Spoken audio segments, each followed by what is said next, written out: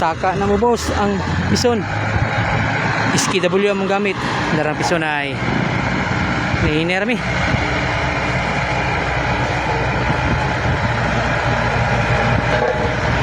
Wala minadayon sa pikas kay perting habuga perting taasa kuyaw kay matagak ang pison mga idol. Mo nang diri na mo gisulay kay ang siminto tupong ra sa among sakyanan nga SKW. Kuwas nga tupong simentado pagyud mo nang di ka maglisod mo karga sa pison. Lisod ni siya mga bus idol labi nang wala kay sakaan na stockpile or murag bukid-bukid.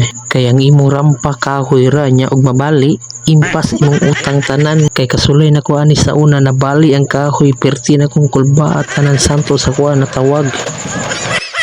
Sus, abigin na akong mabalo sa iyo akong asawa.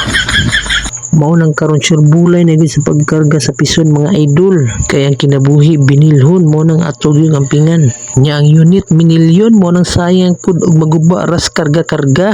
Si Buddy grabe na kay makalubag sa Manibila. Kasabot ra ta tungod sa kainit sa panahon paspasan para mahumandayon.